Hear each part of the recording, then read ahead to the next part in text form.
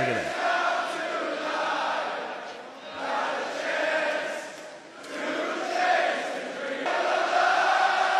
Look at that. They hit the line. You see this face, and you tell me it's wrong for him to be wrestling at this age. You see this reaction that he gets, see the joy, and you tell me that this is wrong. You say that AEW shouldn't be putting people like this on television and should just be focusing on just the younger guys. Absolutely not. Absolutely not. You get out of here. You go outside and you touch grass, or you are going to the gulag. Grand Slam Australia show for me was by far one of the best collisions they've had. Now, I will say this was not your typical collision. I understand what the Grand Slam is. It is like a miniature pay-per-view, a battle of the belt situation on cable. Now, I want to address some of the criticisms that this show got right off the rip, right? So the first criticism is when you talk about is AEW's market analysis. AEW did a market analysis of Australia, and they were like, we could fill a 50K seater for a television taping. And it's like, oh, just want to like maybe run those numbers again, big dog? Where did you get that? Because ultimately they went from a 5,000 or 50,000 seat cricket stadium, I believe it was. Is cricket or rugby? Somebody correct me in the comments. It's one of those weird British, not British sports. And they ended up going to a smaller arena to 10,000 seats, which look great on television. And I'll be honest, like AEW isn't pulling in quite the numbers they did at the beginning on their attendance. 10,000 tickets sold in an arena for a television taping, tremendous. But with this card, it's kind of a cheat code, so like I can't really give it that much. Obviously, also going to Australia, bit of a cheat code as well. They're underserved community. When you're an underserved community like that, people really show out. When it comes to wrestling coming to their neck of the woods, they did so for the Elimination Chamber, I believe it was, when WWE, and they did so for Grand Slam Australia as well. I bet they could have gotten, James in chat says, bet they could have gotten 20K if they tried, but this was better. Yeah, I mean, here's the thing. I think AEW has some real struggles. I think mainly, and I don't think their struggles are where a lot of people on the internet say their struggles are. I think their struggles is the business side. I think what they're doing with in-ring talent, what they're doing with storylines is great. I think what they're doing is fine. The Death Rider storyline, obviously mileage may vary. I think it's getting better, but only I think it might be a little too late on that storyline for me. But Tony Khan over the last couple of weeks has gotten a lot more leeway. No, I don't want to say leeway. What's the word? I used the same thought when WWE was really going with the bloodline stuff and it was working. I guess goodwill, right?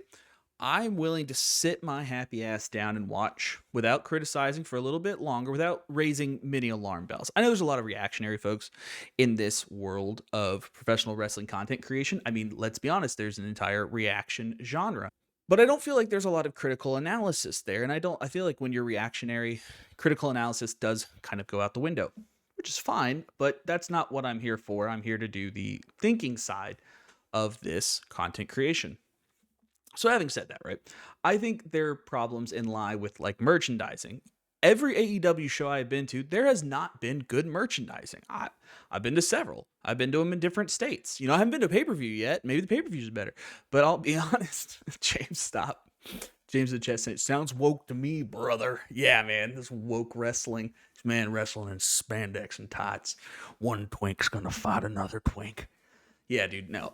Anyways, so I think the business aspect, right? And I understand when I think about the two major wrestling companies in the United States, the WWE and AEW, you have to separate how they are made and why they exist, right? WWE is a $1 billion publicly traded company who is existing to create a profit for shareholders. They will have amazing merchandise because not having amazing merchandise is leaving money on the table. AEW is a privately funded company and a passion project from a dude with $1 billion bank account. Okay. Like, I don't see, it's not a big deal if he doesn't sell the t-shirts. He doesn't have shareholders to answer to at the end of the day. If he's happy with what he's doing, then that's kind of all that is important there. Now, having said that, I do not know how AEW's contracts are structured, if the talents are paid more, if there's based off merchandising, or if it's just like a downside guarantee, which means you'll make a minimum about this much money, but you can be making more money through merchandise sales. Honestly, I understand AEW is paying well, but if there's an opportunity for talent to make more money, I want that. I want the talent to make as much money as they possibly can as they put their bodies at risk for our entertainment. So, like, these guys who are like, they're paying Swerve Strickland too much money. Like, dude, get a life. Get out of here. You're supposed to work for as much money as you possibly can. Nobody dreams of labor. But the fact that we have artists out here who are wrestling for our entertainment and making this type of money that they're making, great, cool, love it. Stop complaining. Why are you pocket checking other people? Like, stop. Just sit on your couch. Stop watching it. But they do not, so the rumors were that they ran out of t-shirts like a couple hours before like the matches even started. They ran out of completely merch. And I understand James in the chat is bringing up a very valid point in the logistics of it, right? So yes, the logistics of it. And I'll go back to what you're saying here, James, and what you're saying, where you're saying merchandising is so weak for them because they use pro wrestling teams and they are PWTs, pro wrestling tees, and they are print to order. Okay, I understand they are print to order, but let's not act like Tony Khan couldn't order a bunch of shirts and say, hey, Pro Wrestling Tees, we're going to Australia in 5 months. I have a roundabout idea of who I'm booking as if I'm Tony Khan. I know we're going to need a crap ton of Mariah May or a Timeless Toni Storm merch. Why? Because she's like Australian. I know she's born in New Zealand, but like she's from Gold Coast, Australia is what they'd say. You might want to make a shirt or two. I don't know, man. What else? Well, Edge is wrestling. I mean, Cope is wrestling down there. They don't get to see Cope a lot. Maybe make a bunch of Cope shirts so they can sell those bad boys. Harley Cameron, hometown hero. I know she's been just kind of blowing up lately. Good. Make 1,000 Feel the Wrath shirts and just take them with you. Money, that's my problem with AEW sometimes, is I know money is not an issue. So when they don't do stuff that could make talent more money, that bothers me. Right? I don't care about Tony Khan. I do not care if he makes 1 red cent. If I was the president, I would force the billionaires to put on entertainment for us. And this would be like, oh, you have $1 billion, Tony Khan. Great. You got to spend some of that money for the public good. And your public good is making wrestling. Cool. Great. Jeff Bezos, you have to do stand-up comedy. Figure it out. Yeah, I would make them do stuff for our entertainment because let's be honest, they made all that money off our labor. I don't know, man. Sounds woke to me. But anyways, right? AEW, the problem with that is t-shirts. One of the things is t-shirts, but I don't think that's the biggest problem. I think their market analysis is weird, which is not good. Because you first figured out you thought you could do 50,000 and you didn't get a fifth of that, man. And maybe you would have gotten more if you had announced these matches a little sooner, maybe not. I don't know. Can't tell you about the Australian market. Shout out my friend Mike. He's the only Australian person I know. And Mel Gibson, but we know each other from way in the past. Long story, not good stories. I'm just kidding. Anyway, so I don't think their market research is very good. Because if you're coming up with that number, if you're like, we can do this, and you don't do a fifth of it, you do a fifth of it.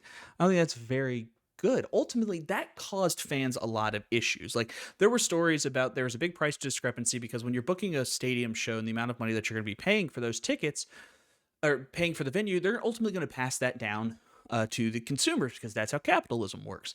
And when you go from a big arena to a smaller one or a big outdoor arena to an indoor arena, I imagine it's going to be cheaper to rent the 10,000 seat arena than it is a 50,000 seat arena. I don't know. I assume, right? I'm not in that line of work. So if your tickets should be cheaper, then you need to make sure that everyone gets a refund, right? If everyone's getting a refund, everyone is happy with what's going on. Obviously, I think people are happy with the card. I've heard rave reviews of the shows. I've seen people on talking about it who were live there and said the best show they've ever seen. Great. In this cost of living crisis right now, let's make sure that everyone is treated fairly and everyone is compensated fairly, especially, when they're paying for their entertainment. This is money that they don't have to spend. This isn't money on eggs. This isn't money on food. This isn't on, I was going to say healthcare, but they don't do that in Australia. Housing, what have you. Make sure that these people are getting their refunds if that is needed, right? If it's cheaper, pass that savings down to your consumers. Obviously, things went well enough. AEW will be back in 2026. They did not announce that until the show went off the air, but after the show was over and they're like, okay, I think everybody's cool. I think everybody's cool. I don't think anyone's mad at us anymore. So we'll be back in 2026. And I was like, yay, 2026. So I like that. So ultimately, I don't want the business profiting more off of consumers. Same reason I'm really mad about WWE coming out after every live event. We had the highest house ever in the history of the company, the highest Royal Rumble house. And the buildings that we're running is smaller than other ones. That means we're just taking more money from you. Like, I hate that. Don't come out and rub it in my face. I understand you guys making hand over fist in cash right now. We're starved for entertainment, especially professional wrestling fans. And now that it's really good right now, you're going to charge us out the ass for it? Okay, fine. Whatever, I guess. Okay, so let's see that we got all the criticisms out of the way that I saw previously. Yeah, they should really just be reimbursed is kind of what I'm saying. For real, Tony doesn't care. He got to make the second largest gate. Yeah, I know. I saw that tweet too. And Tony was like, we made the second largest gate in our company history. Okay, dude. Yeah, but like people are pretty pissed off that they spent that money and then didn't get the big 50,000 seat show. Granted, it was a really good show. But like that's one I saved for the drafts. Like obviously think of the optics of it, and apparently like optics aren't really thought about in wrestling hardly at all. Yeah, it's bad sightlines. Yeah, I would just say no, dude. I wouldn't go out there. I wouldn't have fired that one off, my man. So hey, let's get into the show. This show did start late because of the NBA game. I'm not sure if you're aware, but it just hung out for a while, and I was a little shocked by that. I was like, what's going on? But then I kind of figured, okay, yeah, the NBA game is going to get it's going to get higher ratings, right? So they're going to stay on that the whole time. But I did like that it started late. It kind of reminded me of like as a kid, I was watching it. It was like sneaking out and watching HBO late because like there was going to be some sick entertainment on, and this is some sick entertainment. It started way too late. I wonder if a lot of people did you all chat? Did you watch it live, or did you watch it the next day? Let me know. Yeah. So. Let's go ahead and start out with the very first match of the night. I want to talk about this Will Osprey and Kenny Omega match versus Konosuke Takeshita and Kyle Fletcher. This was the match that I said needed to start off the night. That absolutely had to start off the night with that NBA lead, and I was just telling you. Now, they did in fact do something differently than the way I would have done it. So AEW did start out with the entrances for this match. They did open the show, Tony Schiavone saying, welcome to Brisbane, Australia, Grand Slam. You know, he hit his normal Tonyisms. Excuse me. And then they went to the entrances. And I understand. We're talking about two people. We're talking about Will Osprey and Kenny Omega, who both have very fan-supported entrances, right? I think people yelling Osprey's it's a good visual. I think people singing out with Kenny's song is good visual too, his new song. I think all that is very good. I think they get a good reaction. Now they did start out I believe they started out bringing the heels out first, which okay, fine, whatever. Typically bring out the heels, and you start the show with Konosuke Takeshita coming out with the belt. Belt looks good. I get that. I would have started with them already in the ring. I would want, if I am bringing people over whose last thing they just watched is, I believe it was the dunk contest, right? I want them, the immediate thing to see is these four guys in the ring, and I'm starting off hot. I need to convert some of these viewers, these people who are, on the couch watching basketball. Now, okay, whoa, what's this? Immediately into wrestling? Okay, well, I'll give it 5 minutes. These guys are kind of flippy and quick, and let's see what happens. That's how I would have started off the show. Obviously, we have different ways that we would like to see wrestling produced. But that is just me. Chat saying DJ says watch live, but they're in Arizona and it's at 9 p.m. That must have been very nice. James on the East Coast watched it live. A lot of people were watching. Likely a top number for any show of the year in the top 10. Yeah. No, that was good. I think it was worth the wait. If you stayed up last night, you were treated to an amazing match right off the start. I think this match is a contender for match of the year already. And I know it's early in the year, but this match delivered. This is what I was saying before this match even happened. I made a TikTok where I said, hey guys, I don't care if you don't watch AEW. If you have never watched AEW or you hate the product, go watch this one. Just watch this one match. It's 30 minutes? I think it's 28 minutes at the most. There you go. And I think this match perfectly encapsulates what the future of AEW is. Now, I do like the stories that were told in this match a lot. I think the continuation of the story of the Don Callis family versus Will Ospreay and Kenny Omega is something I would ultimately like to see, and we are going to see. I'll get into that a little bit later. This match, for those who don't know, Will Ospreay here pictured on the left, and Kyle Fletcher here pictured on the right, have a history. So much so that Kyle Fletcher was widely considered on the internet to be the, quote, next Will Osprey. Now, something I do like that AEW did here, they took that not the criticism, that take, and they turned it into a storyline. Kyle Fletcher shaved his head and turned on Osprey and basically said, "I'm nothing like you," and is trying to show that he is different than Will Osprey. And basically they are in a blood feud now. And that echoes the exact same story that Kenny Omega is being told with Kenny Omega and Konosuke Takeshita. For those who don't know, Kenny Omega was with the Don Callis family previously. He left the Don Callis family, basically left the services of Don Callis, and Konosuke Takeshita joined. Konosuke Takeshita, I was educated in Kentucky. Please do not make fun of me. Has been said he's going to be the next Kenny Omega. So you have the currents versus the futures here, and I think the future is very bright after watching this match. I do want to bring a TikTok up though that we had earlier. I saw from one of my friends here. Let's go find it.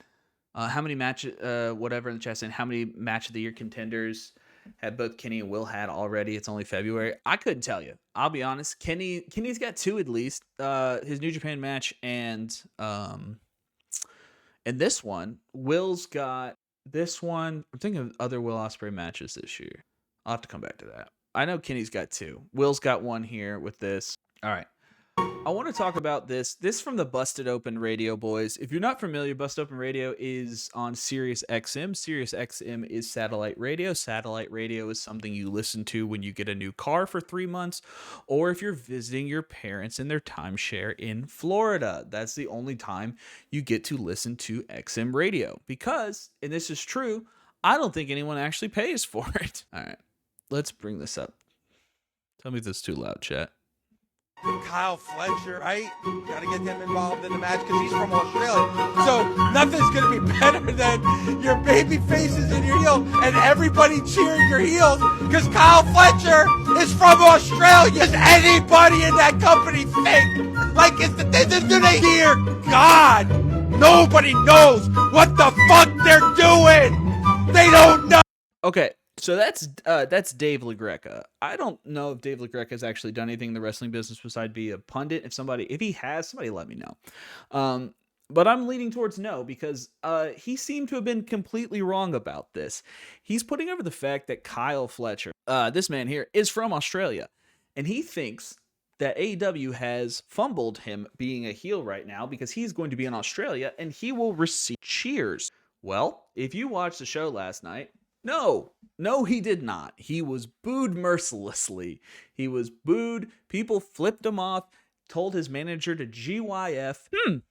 And this is what I wanted to show you. This is the rest of it. Oh, I've defended. I'm on my knees right now. I'm on my freaking knees. I have defended this company for years, for months, for weeks, for days. I've tried, but does any thought go into this at all? Fletcher comes right back with a shoulder tackle of his own. Whoa, listen to that response. Fletcher 6'4.5". Good costume, but listen to this.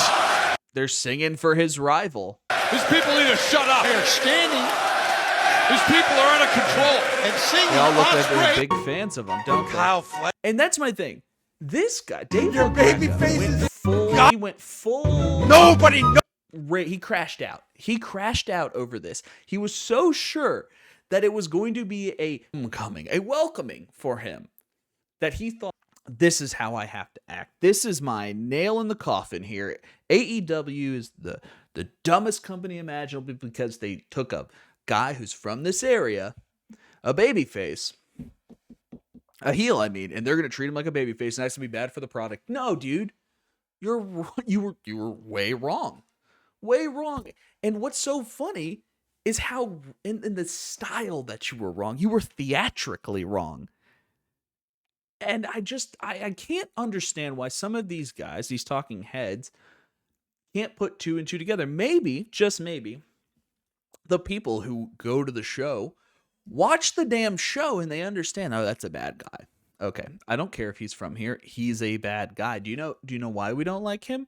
Because he hurts Will Osprey. Do you know who we like? Will Osprey. Does it matter where Will Osprey's from? No, because he's from England. Yeah, they sound similar, but they ain't the same place.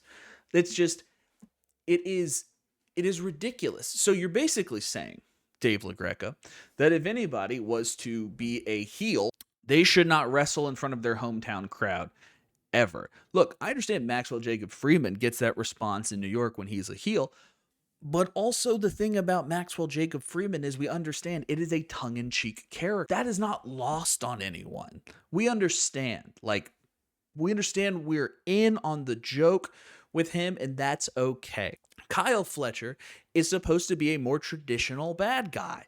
So we understand he should be booed. And the Don Callis family, who we have never liked, who have never been heels, Don Callis has always been a bad person. From his entire time he's been on AEW, he's been a bad person. So why would we be confused, Dave LaGreca? We wouldn't. So you just thought that he would get booed. And he absolutely did not. And that was what was so fun. Yeah, okay. I'm looking at the comments here. My legal representation, Mortos, and Mortos, the Mortos law firm.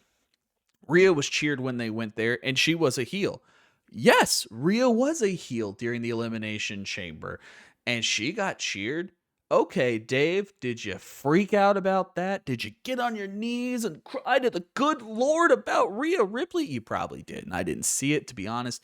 The only time I see things from Busted Open Radio is when they do goofy stuff like this. Also, what was it? Speaking of Will Osprey, this all ties together in the Busted Open Radio. Bully Ray said something. I read an article where he believes that Blair Davenport was fired because of her previous relationship with Will Osprey. They haven't been together in years. And they're saying, oh, well, Will said that line about the grinding the boss's daughter. And that's Triple H remembers that stuff. He don't play around. So her ex-boyfriend said something that to take a shot at Triple H. And that's why Triple H fired her. If that's true, I don't think it is, first of all, right? And if that's true, the problem is not with Will Osprey. The problem would be Triple H is petty. It is insane to me. Yeah, it's parasocial. James in chat's right. It is parasocial. It is a parasocial relationship that he would be he's having at that point.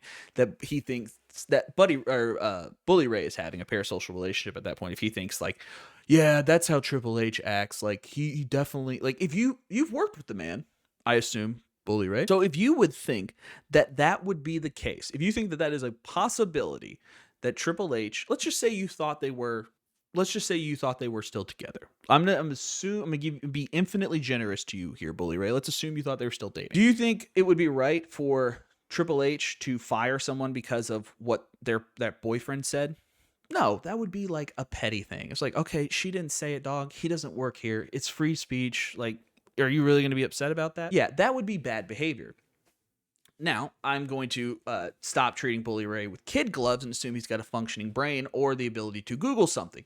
Now, if you thought Triple H was firing somebody because their ex-boyfriend, somebody they dated years ago, said something about you and you fired them because they had a romantic past with them, oh my God, is that psychotic behavior? That would be ridiculous. If you truly believe that about him, Bully Ray, you would say that Triple H is a bad person. But that's not the case, right? You know that it wasn't because of Will Osprey. You're being sensational. Richie Mars in the chat. Richie, hope you're doing well, buddy. It says Busted Open is the National Enquirer for wrestling takes. It kind of is. I'm ready to see Tony Khan not actually booking good episodes of Dynamite. Bat Boy found with the pencil. That's the kind of shit you're gonna get from them. You're gonna see that stuff time and time again. And I understand it draws eyeballs in. It's provocative. It gets the people talking. And okay, Bully Ray, maybe you think that that's what your job is still to do. You are no longer a worker on the radio, big dog. You are a personality. And I understand, once a wrestler, always a wrestler, baby. I'm always working. No, that you're cosplaying then. It's something you did for sure. But if you're trying to work fans on the radio for a company that you're not working for, that you're on a radio show, this isn't supplemental content. People aren't coming to you to get worked. People are coming to you to listen to your expert takes in the pro wrestling business as you were a veteran for years. So are you providing people with that? Or are you just working the marks? Like, which one, man? Like, pick a lane. That's all I'm saying. Like, set out your mission statement of what you think Busted Open Radio is supposed to be for. And maybe it is for entertainment. And maybe I'm missing the point here. Maybe LaGreca is supposed to be his character, if we're working, and Bubba Ray thinks he's working. Maybe Dave LaGreca is playing an idiot right now. Maybe that's his character. Maybe his character is somebody who can't critically analyze a situation. Maybe he thinks that everyone is dumb, and he thinks that, oh, these people will just, that guy lived here. He lived close to here. They'll cheer him. And maybe that's just his character. Maybe the real man, the real person, Dave LaGreca, doesn't think that way. Because that would be a ridiculous statement to make. To think that these people paid their hard-earned money, who are obviously invested in the television show, are going to come in and just be like, he's from like down the road, we should cheer him, versus the baby faces. You know, I'm sorry, if you can't get your heels who live in an area booed by a crowd, if you can't get them to do that, you can't write heels. Take that as you will with Rhea Ripley, right? If you can't get the desired reaction was to have her booed and you didn't pull it off. The desired reaction here for Kyle Fletcher was to be booed because he's part of Don Callis family. He's a heel. Guess what they did? They got him to be booed. Do you know why? Probably because they got over their ultra-nationalist Australian ways and probably just stopped. I don't think the Australians are ultra-nationalists, first of all. But they rewrote their brain chemistry with storytelling, and you know the Australians' natural position is to cheer for Australia, and because of Tony Khan's writing, he was able to circumvent that. Maybe. No, but I circle back to this because these reactionary takes. This is why I wanted to create this space, right? There are these goofy reactionary takes with very little thought put into them. And I don't know about you, but I think about wrestling a lot. I don't know. I think I've transcended certain aspects in my mind about like that don't even bother me about pro wrestling. People are like, "Oh, this move is stupid." Yeah, all the wrestling moves are stupid. Look at the Irish whip and the vertical suplex. Like if we're not complaining about somebody doing the Irish whip or holding an opponent straight up in the air vertically for like 4 seconds before slamming them down on the mat, I don't know why we're complaining about Canadian destroyers. Like, come on. One is so much more prevalent than the other one, and yet we just like we let it go. We let unprotected punches, 10 punches in the corner, and then people like don't complain about that, but they're like, he kicked out of a finisher. Like, shut up. I don't care, DJ. Thank you for the gifts, man. I appreciate it. But these guys don't think a lot, it seems. They seem to have a reactionary take. Whatever is coming out of whatever is in their mind at the time, that's what they say. And it doesn't go through any filters, it seems like, because no one here yelled at even Dolph Ziggler, former Dolph Ziggler, Nick Nemeth, he kind of just laughed and like, oh, look, Dave's being crazy. But like ultimately when they cut back, he was just kind of like, okay, like you're doing a little much. Like you're like, it's giving too much, Queen. Like you're doing too much, Diva. Calm down, LaGreca. But I couldn't calm down while watching this match, though. This match delivered on every single aspect, and the move of the night. Oh no! I'm not trying to show it. I'm not trying to show you nothing here, guys. But this move, the Hidden Blade, One-Winged Angel Nation, beautiful. And I want to give a shout out to Richie here. I want to give a shout out to Richie, who was in the chat earlier. I don't know if he's still here. He mentioned, I said, in my post that I mentioned, I was so excited for this match. He goes, do you realize we're going to see a One-Winged Angel Hidden Blade combination, right? And I was like, a day has been made better. And if you're an American like myself, your days have not been so good as of late. This was actually a bright spot in my day. This show 3 times this week I've wished I was Australian, and one of them was because of this show. And the show, good day, I wish I was down there. Foster's Beard, whatever you guys got, Wallaby. This match, this move, I just want to stay on this move. Usually, when you just mash 2 massive stars together, right? And you try to do some kind of finisher where it's like, oh, I'll hit him with a stunner, and then he'll kind of like stagger back into a rock bottom. Ugh, okay, whatever. These 2 moves, this combination looks like it was made to be together.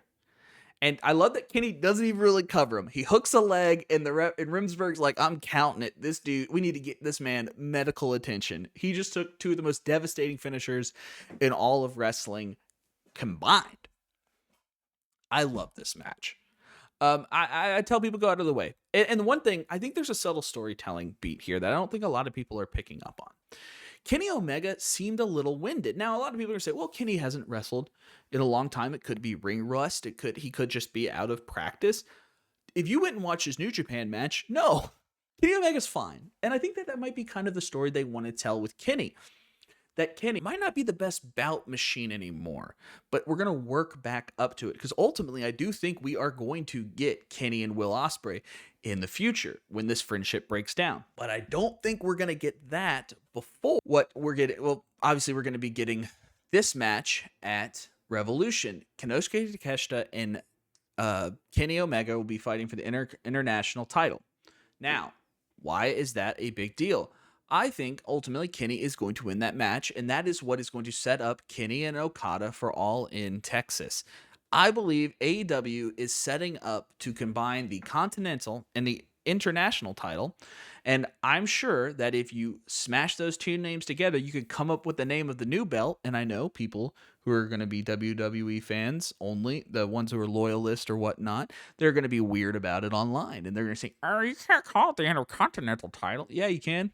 Who cares? Call it the Intercontinental title. Works for me. So you take the International title and the Continental title, and you're going to mash them together at All In. Now, I think that is a good idea. I think that adds prestige to the belt because Kenny Omega and Okada, don't know if you know this, are kind of wrestling legends. Yeah.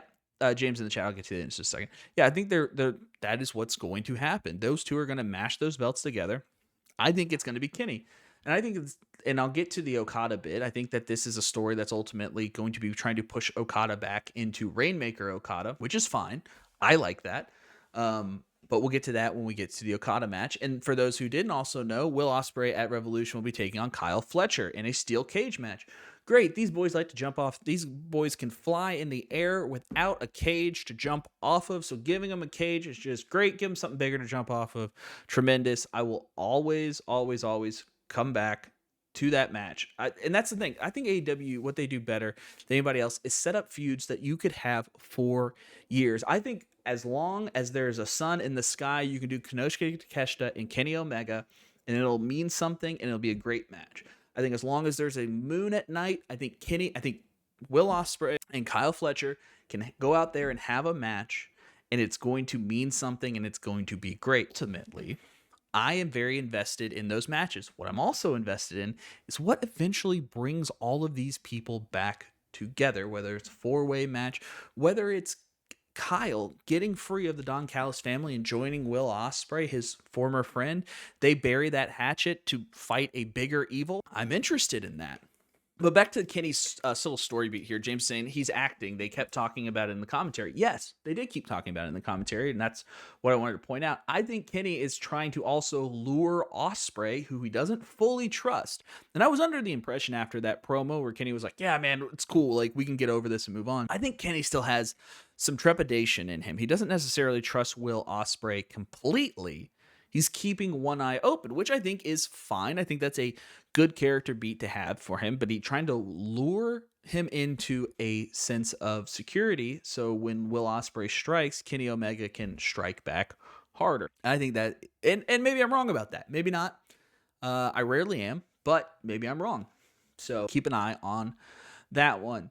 Let's see. Anything else that we want to talk about this match? Obviously, Kenny and Will get the win. Minimal interference from the Don Callis family, which I do like.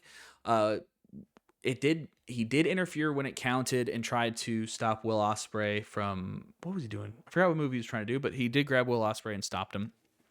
Maybe he was on a hidden blade. But I like that. I like Don Callis is out there, but one of the previous criticisms was Don Callis was not at ringside trying to be like a manager like Paul Heyman. But I think that Don Callis as a character understands what it means to spin the narrative, and that's why he is the heel commentator for his boys. When they show up, Don is out there being a cheerleader, saying everything they're doing is great, they're the best, so on and so forth. I think that's great. I think that's exactly what Don Callis needs to be, because just being a heel on the outside, grabbing a distracting a referee, grabbing a boot at an opportune time, moving someone's foot onto the ropes. Yeah, okay, mileage may vary on that, and that's fine. But nowadays, the media is where you control the narrative, and I think that Don Callis, as a heel, understands that, and that's why he's on commentary. All right, let's get into the next match. Let's see. After the first one, was it Mercedes?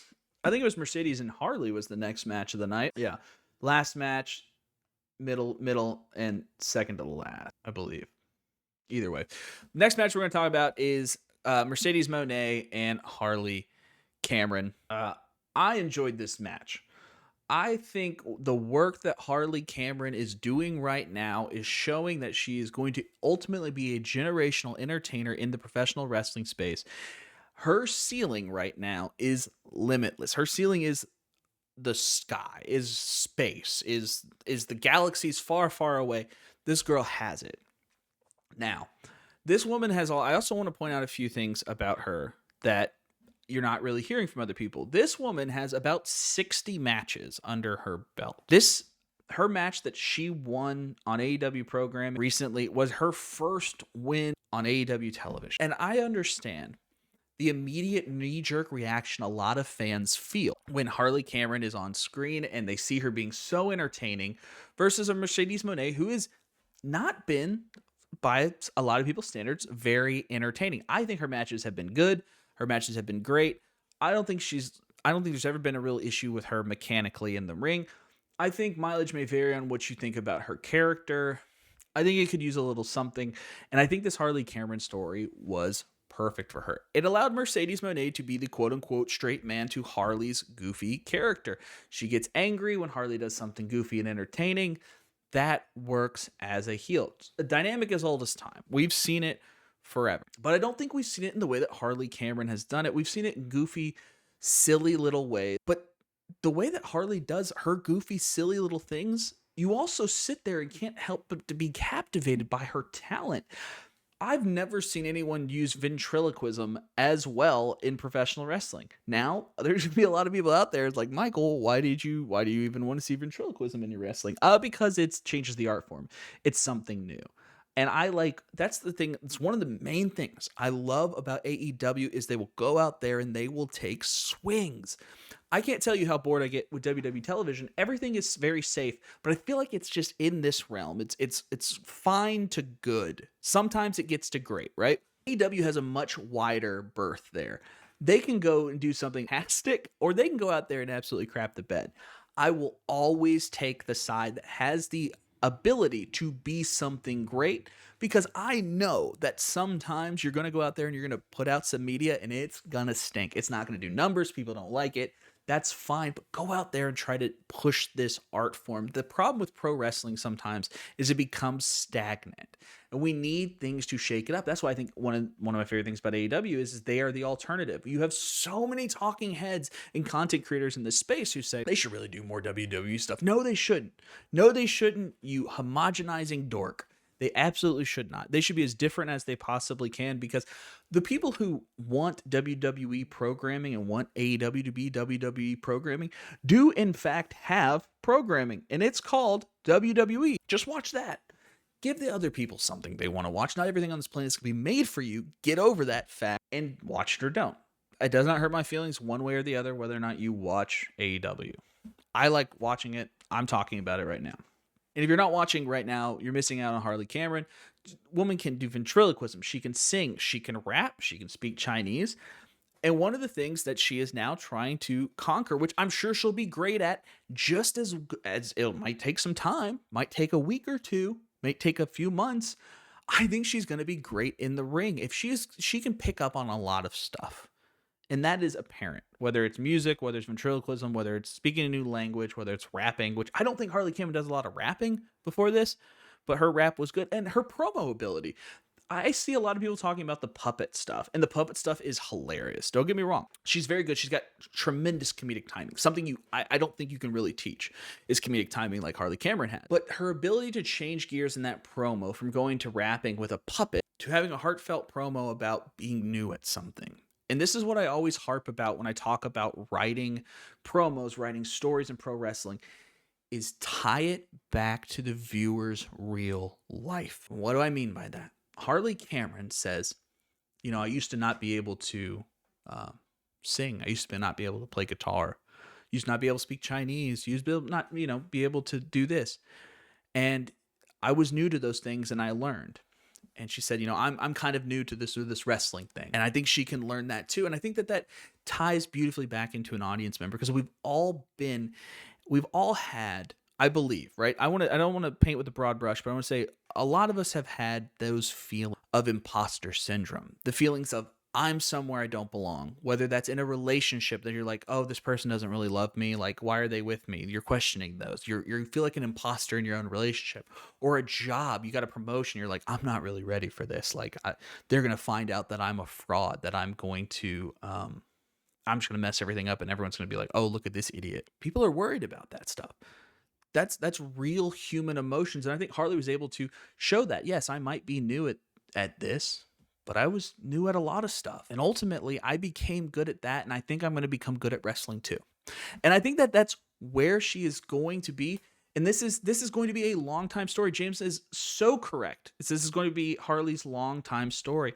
Is her continuing to build up and get better by day, and show that she can go in the ring, because I think she probably can, right? If ultimately, like, it just doesn't work out, that sucks. Sorry. You're very entertaining. Be a manager. We want you on the show. But I think she can do it. And I think that's going to be a very beautiful story to tell. The AEW, a lot of people want to throw out the idea, AEW doesn't build stars. They don't know nothing about that. I think Harley Cameron is one of these stars AEW is building.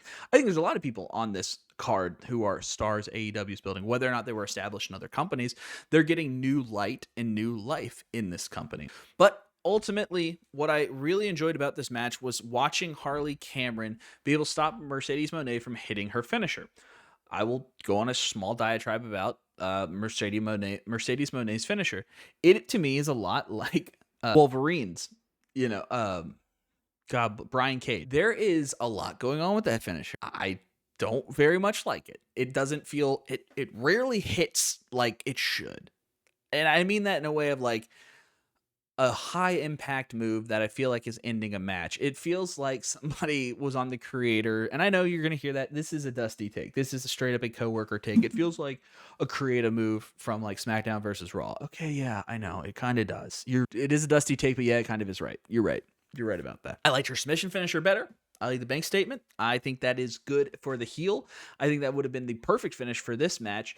Yeah, I think it would have been a great story beat to have Harley Cameron be able to reverse the Monet Maker every single time. She's got her scouted so much so that Mercedes Moné has to go back to the past and break out the bank statement to win.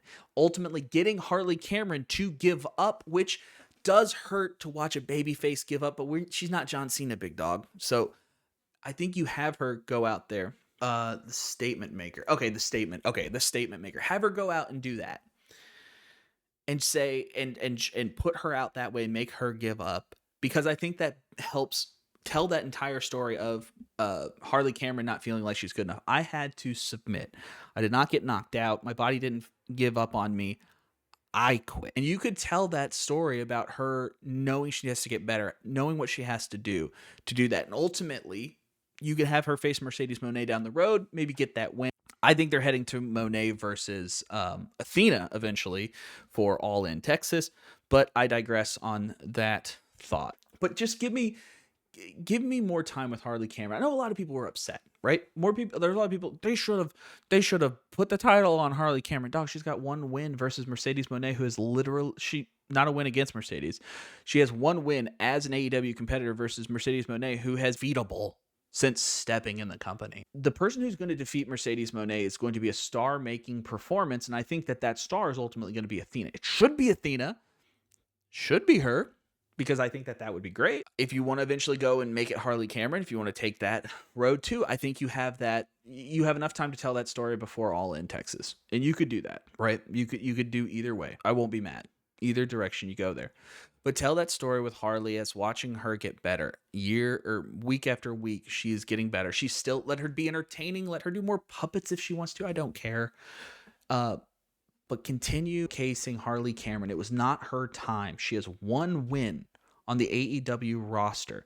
I am so tired of seeing talking heads in this space get upset about that, and they're saying what you're basically asking for is, and it's the same thing with the Buddy Matthews, Kazuchika Okada stuff. You were asking for hot shot booking at that point. I'm sorry, but that is not a successful blueprint. People are like, oh well, it would have made Harley Cameron a star. Dude, she is already a star. I think you can make her a mega star by telling the story and having her go out and get better and actually get wins, and you can watch her grow. And that's one of the things. I know a lot of people like say, "Oh, it's like WCW." No, man, this isn't like WCW. The one thing I liked about watching WCW is, for example, like Diamond Dallas Page. Diamond Dallas Page started off as a manager, then worked his way up into like a mid-card role, and ultimately you saw him claim the biggest prize in WCW. The one thing that people connected with him is they got to watch him grow as a talent, and I think you could do that in a much more overt way than people just, oh, I like this Diamond Dallas Page guy. You could show that story with Harley Cameron and make an entire storyline out of it. You're not going to have people boo her right now. And the iron is incredibly hot on Harley Cameron, so keep using her. And I think that this, what else could you have wanted, really? Harley Cameron went on a complete losing streak, never won a single match in AEW, wins one match, and people want her to be the champion now. Oh, great. You know what? We call that a star. They made her a star. She's the future of that division. She's going to be one of the future big players in that division. Great. She's made. You don't have to give her the belt at that point. And I'll be honest, I think if you gave her the belt at that point, what's your end goal? I think a lot of people ask about they fantasy book things without really thinking about a future. They think about the now. So what? You have Harley Cameron win. And then what? Well, the new people in the women's division who typically, try to go after the TBS title when they first get there. One of them's Megan Bayne now. You know what I would do? I would not sacrifice Harley Cameron to Megan Bayne. No, wouldn't do that at all. I think that would be counterproductive. I think that would be something that a lot of people complain about online about booking. They did the right thing. They 100% did the right thing on this one. Build that champion, or build Harley Cameron up. Let her win after she has solidified herself as a very good performer. Because at the end of the day, AEW wrestling does matter. The in-ring wrestling matters immensely. I know people want to say for the sickos and stuff. Yes, dog. You better be able to grap if you're in AEW. And Harley Cameron needs a little bit more work. And I'm sure she will be fantastic as soon as she gets that. Also, I want to say, the puppets. Oh my God, she had multiple mini Monets, and one of them had like mean eyebrows. There's a beautiful scene of Harley Cameron popping up from the ring apron with a Mercedes Monet. Do we have it? Let's see if we can find it. Oh, we'll get to that. Winner gets the special graphic. Oh, that's her. Adam Copeland. Yes, here it is. Okay. This photo here. Look at the eyebrows on the mini Monet. They're furrowed. I love this scene, and she just pops up. They both pop up from the apron, and the angry mini Monet, or Muppet Monet, Mercedes McMuppet, however you want to say it, it was perfect. It was so entertaining, and it showed, and that's one thing I love about AEW is, yes, it is for the sickos, right? They want work rate sickos, but there's also entertainment. There's storytelling. There is the entertainment aspect of the sports entertainment genre, right? They still have that. And I think this is great. We need 5% more puppets on professional wrestling television. I don't care how we get there. Just need 5% more puppets. All right. Yeah. Sell the puppets. Yeah. Sell the puppets. Yeah. AEW, sell the puppets. Let Harley Cameron make some money. If you got to kick some money to Mercedes Monet or whoever she makes more puppets of. Here's the thing. I would absolutely love, let's see, you could put Harley Cameron, go back and restart her feud with Julia Hart. Julia Hart sprayed her with mist that one time. It didn't really make Harley Cameron evil, so I think either Julia Hart's mist is broken, or it's not like super duper evil like Malachi's was. R.I.P. Malachi. But maybe Harley is incorruptible as well. Maybe she is the true heart and soul of AEW. It's my new blue sky background. Oh yeah. It's great. That's one thing I talked about her. Her comedic timing is perfect. It is. I have not seen anybody quite like her. Her comedic timing in professional wrestling, and I think she's great. All right, moving on. We're going to talk about the Kazuchika Okada Buddy Matthews match here. That is way too big, Mr. Kenneth Omega. Buddy Matthews, Kazuchika Okada. I loved the storytelling of this feud. And the one thing Buddy Matthews had been demanding of Okada was to bring back the Rainmaker. This confirms that Buddy Matthews is on Pro Wrestling Twitter. Everybody wants the Kazuchika Okada we know and love, the Rainmaker, back. This elite character of Okada has been not my favorite, but I understand what they're doing. He's a heel. How would you get Okada to be a heel? You would not let him be Okada. You would let him be something we didn't really want to see. And now, yes, I get it. It's tongue in cheek, and people are like, that's how you can get a reaction, the desired reaction out of him. I really wish they just went with fan service and gave us Rainmaker from the beginning. But obviously, if you bring in Rainmaker from the beginning, this is what I'm talking about when I'm talking about the critical thinking. If you bring Rainmaker in at the beginning, then he just should like behead everybody. Then what? Okay, fine. Let's build him up. And I know Kazuchika Okada is a big name in the pro wrestling communities. I know that a lot of people who watch AEW know who Kazuchika Okada is, have seen Kazuchika Okada wrestle, and understand what that name means. He has still not been exposed to American audiences at this level, though. So I understand still kind of building him up, telling that story, and you're going to have people who are going to sit out on the outside and say, he's going to just keep watching. He'll do his thing. And that was what the story was about, was Buddy Matthews bringing that aspect out of Kazuchika Okada again and taking that version to the limit.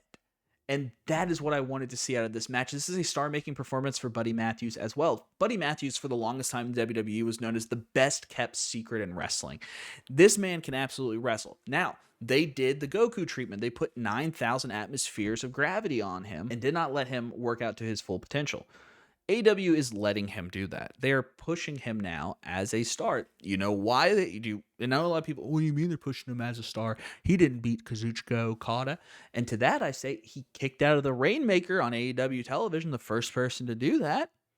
Damn, dude, that seems like that is probably a good sign that they view him very highly. And the story the whole time was the Rainmaker version of Kazuchika Okada could not beat this man. So Kazuchika Okada had to revert to his heel tactics that we do not like, gave him the old swift kick to the yam bag, and got the win. Okada went over. Yes, DJ Lee 100%. Okada went over, Buddy got over. And if you can get that out of a loss, that is perfect. That is exactly what you want. And I know people are going to be like, well, why wouldn't you just give Buddy Matthews the title? Once again, it comes down to future thought. And I don't know, maybe I have the symbiote hive mind of the sicko. Like the sickos have a symbiote hive mind, and I'm able to access Tony Khan's brain. Because I truly do believe that the reason why Kenny Omega and Konosuke Takeshita are slated for a match at Revolution is because Kenny's going to take this belt off of him, and we're going to unify the titles, just like I said earlier. That is going to happen. I'm sorry. They did not. When Kenny Omega came back and he looked at Kazuchika Okada, he looked at the title, and they both stood there with the blocking of the All In Texas logo. I was like, okay, cool, we're doing that. Great. So everything that is going to be happening now between Kenny winning this belt from Konosuke Takeshita at Revolution to every other Kazuchika Okada match, like, we know what's going to happen. Kazuchika Okada is going to win. He's not going to lose the title. Kenny's going to win, so they can mesh the titles together. I truly do believe that AEW, one of the things about it that I do like is Tony Khan is an internet wrestling nerd. He is a dork. He sees your comments. I know he does. There's absolutely no way. The man was a tape trading internet dork who fell in love with ROH. Yeah, man, he's on the Squared Circle Reddit. I don't know what to tell you, man. He is. So, having said that, he's probably seen people say, too many titles. Yeah, we could probably just get rid of the Continental title and mash it into one. Especially, I don't think the Continental title looks good. Maybe I'm wrong, but I don't think it looks good. Oh, we bopped that over a little bit. There we go. Yeah, so that's what's happening there. And I think this is a star-making performance out of Buddy Matthews, once again, because you had him eat the Rainmaker, get up, kick out. And what actually pins him is Kazuchika Okada having to cheat to beat someone who was widely considered just a trios guy. And I think that this continues the story that is going to put a crisis of confidence in Kazuchika Okada moving into Kenny Omega match, in the Kenny Omega match that I'm telling you that's going to happen. I think that Kazuchika Okada needs to go touch grass. Sorry. I've gotten some TK replies. He needs to touch grass. Oh God, Tony Khan has replied to you. That's crazy. Yeah, dude, go outside. I'm sorry. If I had $1 billion and a wrestling company, I would be on the internet too still. So I can't. I mean, I got that dog in me. I'd be like, no, you guys are wrong and stupid. That's what I would do. I would be so much worse. You guys would hate me. You guys think you didn't like Tony Khan? Y'all would hate me. I would book to spite like certain internet fans just because I'm petty sometimes. But this is going to create a crisis of confidence inside of Kazuchika Okada. The reason being he had to take out a trios wrestler, Buddy Matthews, by cheating. How is he ever going to get past Kenny Omega, one of his greatest rivals? And I think that this is where you see Kazuchika Okada basically, when the Young Bucks come back and the Young Bucks are like, hey, you ready to be goofy and stuff? And he's like, no. And then he hits his catchphrase on the Young Bucks. I think that that's what happens there. And Okada, we see not face Okada, but tweener Okada versus babyface Kenny Omega at their full force in Texas. That's what I think is happening. That's what I'm calling. Mark it now. It is 5:40 in the evening on February the 16th. I'm calling it. Not a lot else to go about this match. Buddy gets a huge hometown reaction, has a jacket that is reminiscent of his wife's jacket when they were down there for Elimination Chamber, done by the same guy. Always great work. But I would say since Malachi Black has left AEW, it is allowing Buddy Matthews to flourish a little bit more. I don't know exactly what happened. I know that there was rumors about Malachi not wanting to take pins, not happy with creative like that, whatever. I don't know. It is what it is. Like, mileage may vary on what the truth is. But I do know this one thing, that Buddy Matthews has been a winner of that decision to let Malachi Black go. I mean, he gets to wrestle Kazuchika Okada in his home country. It seems good. All right, moving on to Brisbane Brawl, Cope Jay White, the D Riders. I don't think you say the first word anymore on the internet. No, we can't. I don't care. Death Riders. I'm going to complain about that real quick. Tony Khan, come here. You need to stop naming teams things that are going to get popped by the algorithm. By that I mean the Death Riders. I also mean Lance Archer and Brian Cage's tag team names. That doesn't it's a perfect tag team name for them. Don't get me wrong. Maybe you're not worried about the engagement, but when I can't say these names on the internet, it's a problem, right? So, not something they're thinking about, but that doesn't really matter. Anyways, this match, Moxley and Claudio do get the win over Cope and Jay White. This reaction for Adam Copeland, the very first thing I want to talk about this match was Adam Copeland being serenaded by the Australians. Let's take a listen. Nothing in May of last year.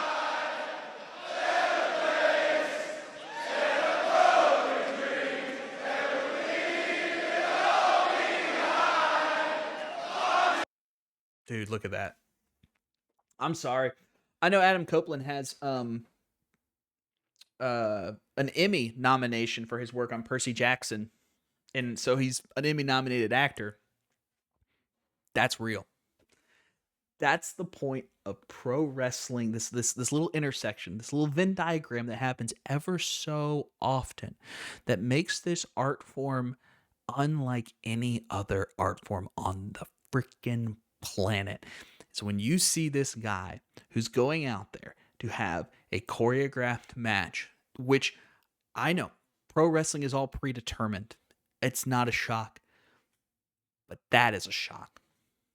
That is real, raw human emotion that cannot be tamed because he is moved by this. And not to mention, they know most of the words, and I could like hum it, but I don't know what the words they're saying. I've heard the song hundreds of times in my life. I don't know this entire breakdown, but everyone in Australia does. Look at that. at that.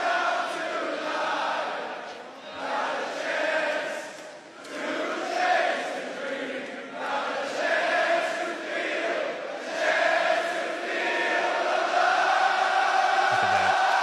They hit the long one. Look at that. You see this face, and you tell me it's wrong for him to be wrestling at this age. You see this reaction that he gets, see the joy, and you tell me that this is wrong. You say that AEW shouldn't be putting people like this on television and should be focusing on just the younger guys. Absolutely not. Absolutely not. You get out of here. You go outside and you touch grass, or you are going to the gulag. If you do not have a heart, just say so, because this man deserves all of his flowers. Let him get him. Let him get those flowers. Spencer Chess said, Ed changed my life and introduced me to my favorite band. Oh, Big Alter Bridge. Is it Alter Bridge? I think it's Alter Bridge. Metalingus is that a, I honestly don't know. Is this, oh, I hit the wrong button. Sorry, I got my keys on. Let's do this. Metalingus, huge Alter Bridge fan. Okay, cool. Yeah.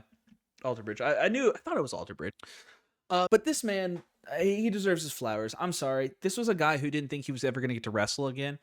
Ultimately stayed at the company that he was at. They were told him they weren't going to use him as much. And the man loves wrestling just as much today as he did the first time we saw him with the Brood. Even before that, right?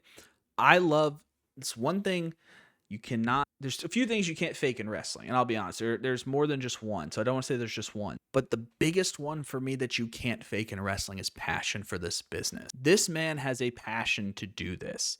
He wanted to go out there and do new things in his matches because he wanted to make himself, he wanted to do things he had never done before. That he wants to continually improve himself in professional wrestling. And when you're doing that at this age, when you have had the historic career already behind you, there's no way this isn't for the love of the game. And I love that. I one of the things that I really enjoyed when I worked at OVW was to see the old timers coming back and still working. People like Tracy Smothers. And I understand Tracy Smothers, not exactly, let's say, the most politically correct gimmick or things he done in the wrestling business, right? But to watch somebody who cares that much about pro wrestling come in and work 150 people in Louisville, Kentucky on a Wednesday night. Sick. The fact that Edge is still getting to do this at a high level, and I truly do believe this, if it wasn't for AEW and Edge was not, let's say there's no other major promotion besides WWE, I truly do believe Edge would be wrestling on the indies right now because there's nothing that he loves more than professional wrestling.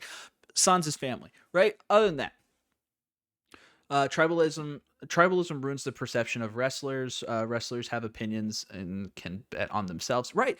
And that's what I wanted to see. That's one thing I really like about AEW as well, is it gives wrestlers an opportunity to go do something else and still be a wrestler. Because I'll be honest, WWE is a machine, and it's going to be hard for you to move the machine. That's just how it is, right? No harm, no foul. I totally get it. WWE is here to print money. Do your thing. Go off queen. But to have somebody like an Edge, Adam Copeland, I don't always going to call him Edge. I call him Cope. I'll do my best. But when you see somebody for that long, right, it's always going to be like that. But to have somebody who loves the sport as much as he does, who's getting a chance to still do it on a big stage, I'm never going to be mad at it. The perception that people have that like AEW only pushes old talent. Okay, cool. They got a lot of old guys, man. I think a lot of those old guys are wrapping up right now, and I think that that's part of it. But guys like Edge, I think, are here to stay. And I think it's going to be sick 20 years from now when we're looking back at these matches and we're like, this guy really does love this business. And the fact that we have like all these people are, oh, we don't need him. Like, okay, I'm sorry. Everyone in Australia seems to like him. You might not be over with certain aspects of the IWC, but you're over with literally every single person in this building. I think this match did a lot of good business. I think that this match sets up what was going to be considered a sure thing at Revolution and gets the fans asking a few more questions. Now, why do I say that? Now, I want to jump immediately to the finish, and I will get back to some of my other talking points in regards to this match. Having Moxley choke out Cope is the right call. We've been conditioned as wrestling fans that if somebody wins the first match, they're not going to win the second match, especially when you're doing this tag team trope. When you're doing the trope of me and my friend are going to beat up you and your friend, despite us all having similar interest in like similar storyline. So you get two good baby faces versus the heel faction. The two baby faces don't really interact beyond this. We do this a lot in wrestling. It's one of the tropes. Excuse me. But having Moxley choke out Copeland makes that circumvents our expectations, because we think like, okay, Cope's gonna win this one because like give the baby faces their shine, move on, then the Death Riders can win at Revolution. Now, since we have circumvented expectations with this, we're thinking, oh Lord, is Cope gonna win at Revolution? Is that what's gonna happen here? And I think the answer is still no. I don't think the Death Rider story ends with Adam Copeland, and I'll tell you why. It is based off what the Death Riders have been trying to accomplish this entire time. They're trying to change AEW into Moxley's image, which is something we just found out recently, and I understand the story is not really working for me either. It took them too long to explain why they're doing what they're doing, and I kind of fell out of my attention has kind of waned. Now my attention was I gave it some more attention due to the fact that I went to the Maximum Carnage show and Moxley had a match against Powerhouse Hobbs, and there was a reaction in that building that I felt goosebumps for, was them announcing John Moxley. The absolute ovation in that place was insane. And obviously that's because I was in the room and that's why I'm more invested in it. I understand people who weren't there. They don't really feel like I feel about it. That's cool. Whatever. I get it. But this story is not meant to be ended by somebody like Copeland. Copeland is kind of the antithesis of what Moxley has been complaining about. There are, the young kids don't want to get in here and work and do the things, and I want to make sure AEW is the way that it was sold to me, so it's here for future generation. And the subtext of that would be, nah, LOL, the 50-year-old ex-WWE guy gets the win. That's not a good subtext. I don't think that Cope is necessary. I know he's WWE because that's what he did forever. I totally get that. That's fine. A lot of people want to classify WWE guys and say ex-WWE guys, whatever. I don't really care about that. But I'm talking about the subtext that somebody came to this company who wasn't here at the start. The people who need to take out Moxley and the Death Rider are a group of originals. Of AEW originals. Whether that ultimately becomes, which I'm hoping, becomes Hangman Adam Page and MJF on that team, and maybe Darby. Literally get guys together who were like there at the beginning. And I think Hangman Adam Page is ultimately going to be one of them, because Hangman's the main character of AEW. If you don't believe me, he's the one who got to show off the logo the very first time. He's the main character. But you have those guys come together and you say, look, we have all had our differences, yada, yada, yada, but AEW has been our home. We need to make sure that this place is safe for the future generations and make sure we take out these guys who we believe are harming the company. And you tell that story, and at the end of it, we'll do a superhero ending. I don't care. Everyone is standing over Moxley as they're about to end it. Whether that ends in a blood and guts match, let's say, and the only way you can win is by giving up. You have all of them surround Moxley, and Moxley's smiling, and he's like, I finally got what I wanted. You all to step up. I finally got, my mission is done here. I got you all to do the desired result. I quit. And then that's how you could end it. That's how you could end this storyline. It would be wrapped up nice and pretty, because at the end of the day, Moxley is only concerned with the mission. He's not concerned with the gold. He keeps it in a lockbox, allegedly. We don't even know what's in there. He does not care about the prestige. He cares about the future. And if Moxley can quit and stop the match because he knows he's actually accomplished what he said, that's the way you end this storyline, in my mind. Right? This match, though, very fun, very entertaining. Very brawl, as it says, Brisbane Brawl was a brawl match. I know a lot of people like to give Edge crap because he's old, and they're like, they just push old guys in AEW. I'm sorry. I don't know about you, but I was a massive Terry Funk fan when he was in ECW and I was a kid. I love seeing that old guy fly around the ring, do flips, do a moonsault. And one thing that always ties me back to that is what Edge said. He wants to go out there and have a match and do something he's never done in every single match. He wants to do a new thing. And that does remind me of the Terry Funk story when Terry Funk joined ECW. You know, the story was said by Sandman. He was saying when Terry Funk came to the company, he was like, man, what can I do that I haven't done that's really going to pop these fans? And Terry said, I'm going to do a moonsault. And Sandman was like, oh, what? No, he's, you don't think I could do a moonsault? That's my Terry. I'm sorry. It's not very good. And he's like, no, man, Terry, you can do whatever you want, bro. If I could go do a moonsault. That's my Sandman too. You're welcome. I am a man of many voices. I should have been a voice actor. You're welcome. But no, anyways, I like the idea that there is the trope of you can't teach an old dog new tricks, but these old dogs are going out there and doing new stuff. And I think 20 years from now, people are going to look back on Adam Copeland's run and be like, wait, so Copeland was just like 50 years old and he was doing awning dives and he was diving off of like the concourses in Australia? Sick. Cool. I like that. He was doing hardcore matches, and this is essentially a hardcore match because it's a no DQ match. AEW does a lot of these. They do a very good job at doing these matches. It was very WWE style. They had tables, they had kendo sticks, they had chairs. They do in WWE, or sorry, in AEW, when you do a brawl match, you do get barbed wire included as well. When you start doing the exploding death matches, then other stuff gets added, light tubes, glass, whatever, but not in the brawl. It was a good brawl. How do I want to say this?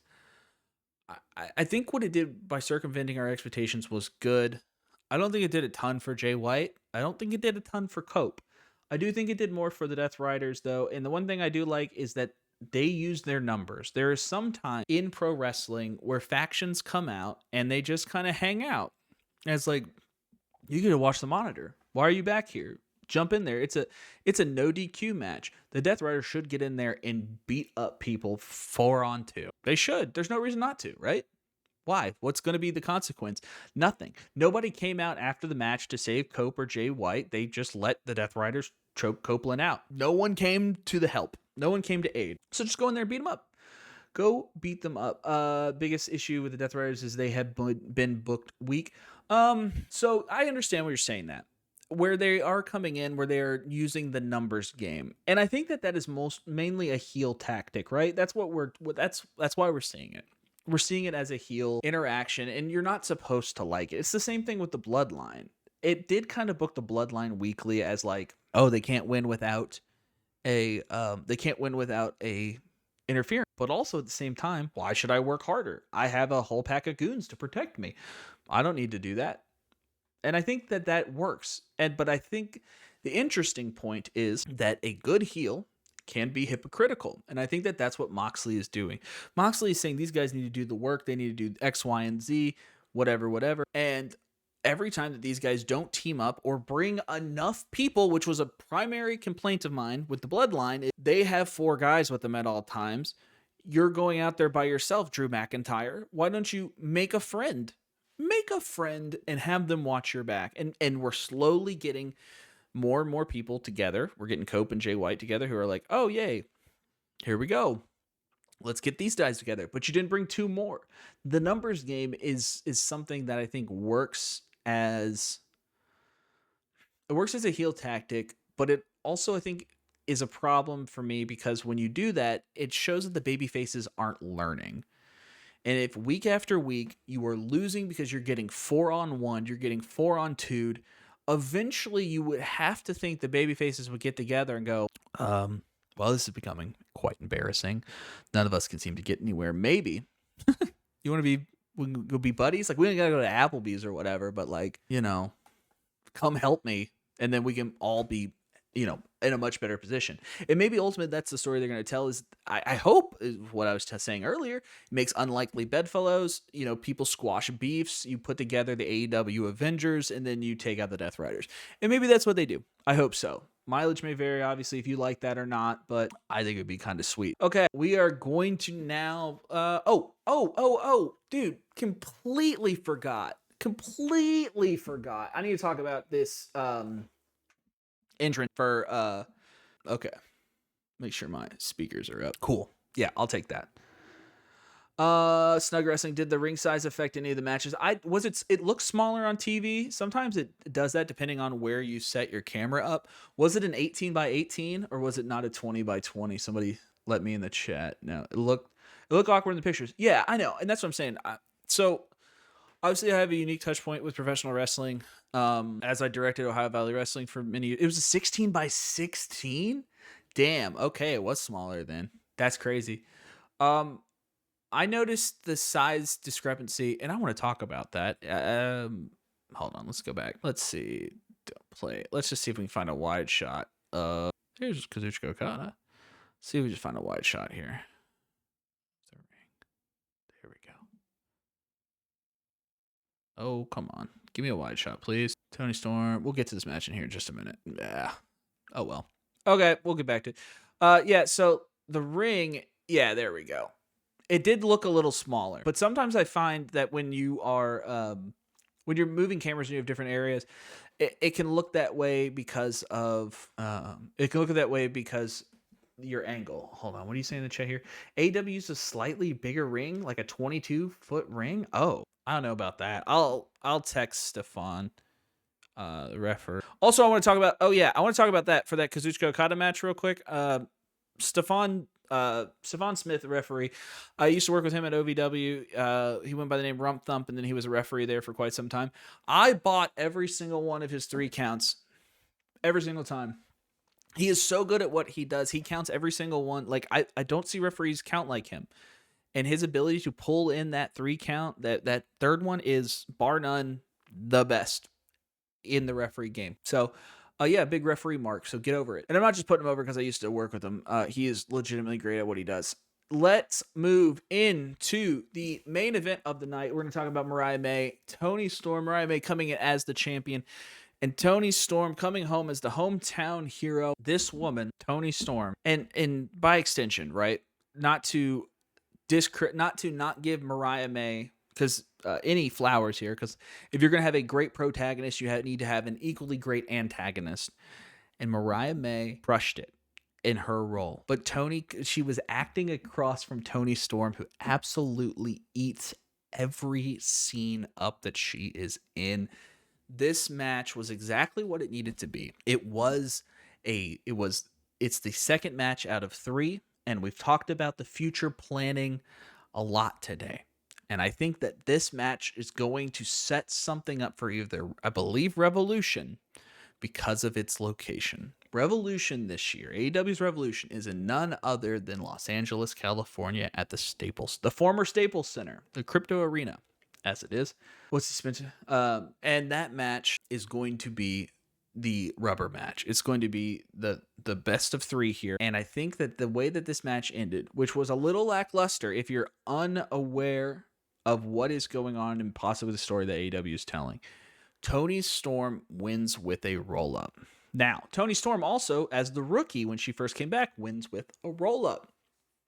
A classic old school move, which I think is great. Perfect for her character being, old Hollywood. But with AEW telling the story that AEW is telling there, I believe, is that Mariah May is going to come out and say, Toni Storm, you said you were going to behead me and remove me from this earth, and you just stole my title. You didn't do any of the stuff that you said, Toni.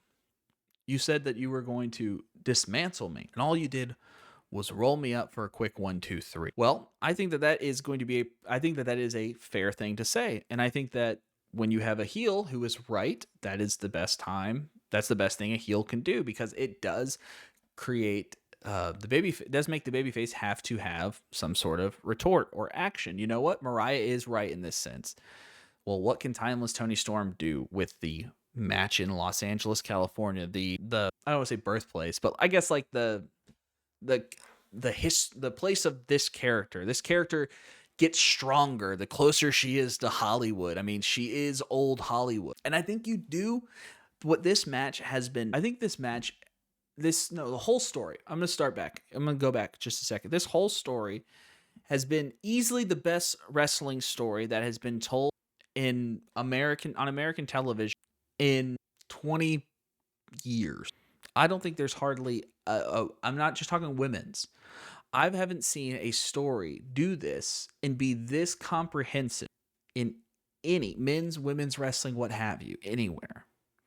And I think the reason why is because AEW did kind of not rip it off, but they did use they did use certain plot points from the movie All About Eve. That is a movie that has won multiple Oscars. It won Best Film of the Year. It came out in like 1950 some odd. And it won Best Film of the Year. It won Best Screenplay.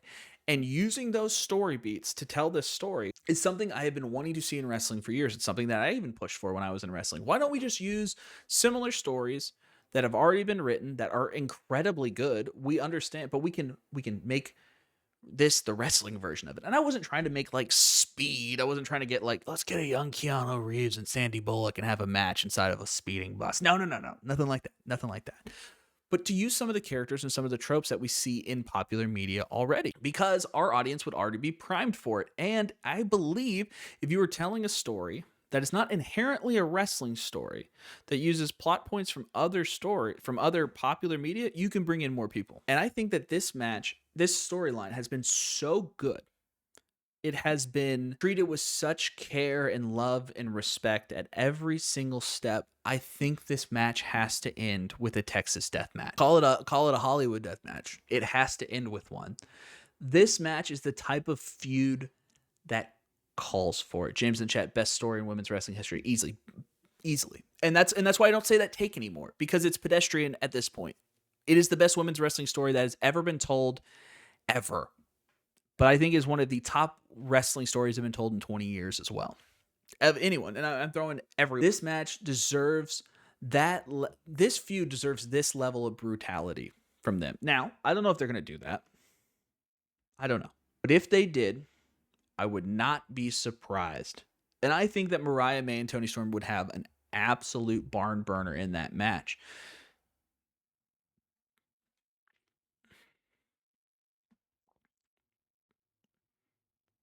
Payoff the payoff for the Tony memory thing that went fumbled. What memory thing? I don't know. Excuse me. No, this match though was exactly what it needed to be. It needed, because it is the best of three. That's what we're going to be. That's what we're going to do. Oh yeah, okay. So yeah, when she came out originally, Toni Storm, at the beginning of this match, they played the old Toni Storm music.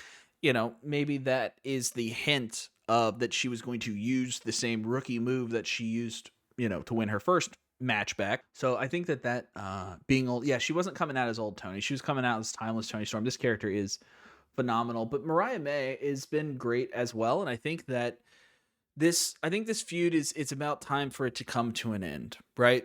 And hopefully they're doing that at Revolution. But ultimately, this is another one of those feuds I've been talking about AEW that could just pop up in 6 months and we'd all go, oh yeah, cool, thanks, I remember this, I like this.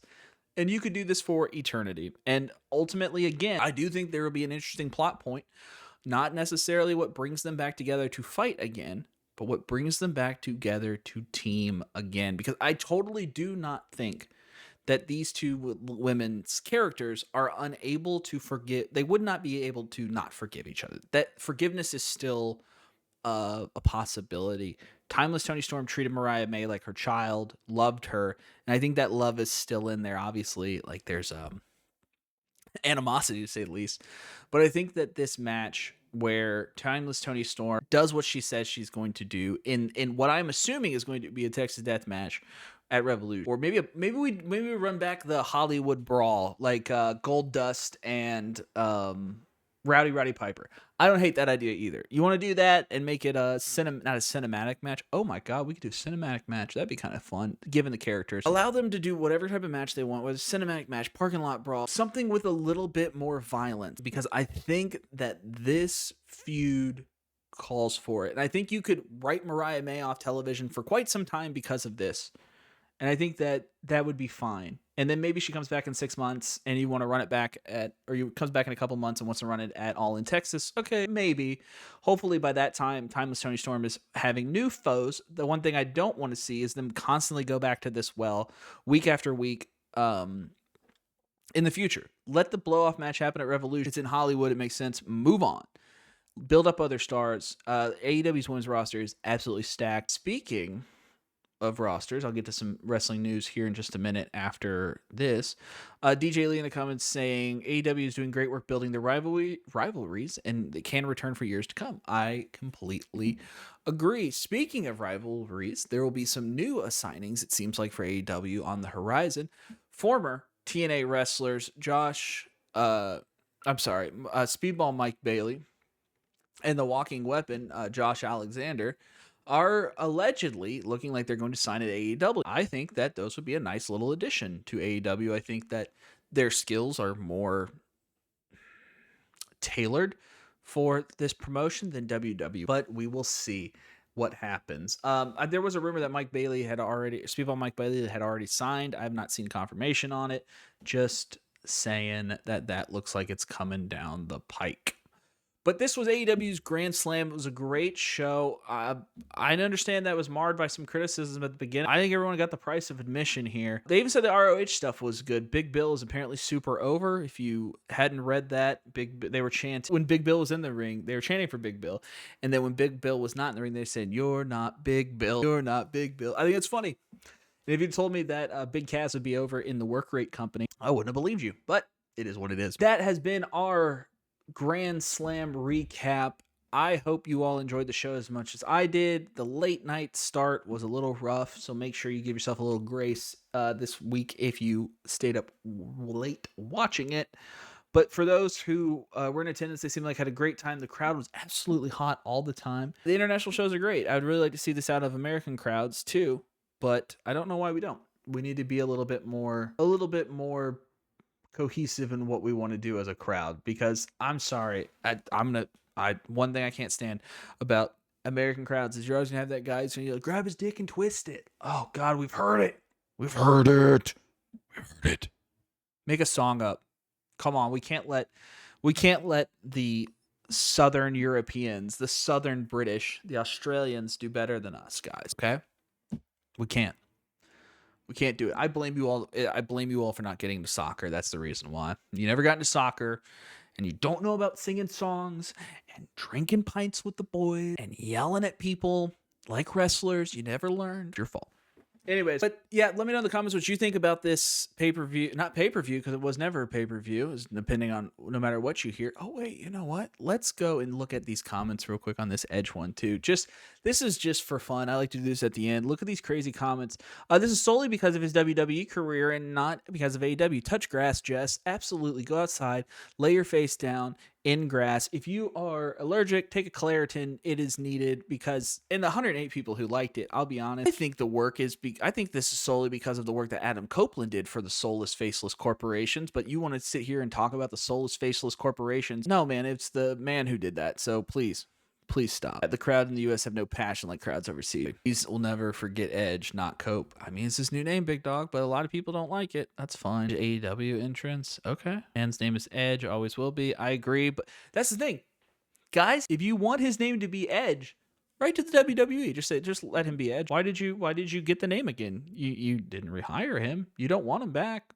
Just give him the name. Just give him the name. Bring Edge back to the WWE. Oh, there you go. People want him. How long have you been a fan of Edge? Since I saw him spear Lita. Oh, wow. That's a weird thing to start liking. All right, folks. We're going to get out of here. It's been a great time spending these hours with you today. An hour and 40 minutes. It's about exactly what I said thought I would do today on this episode.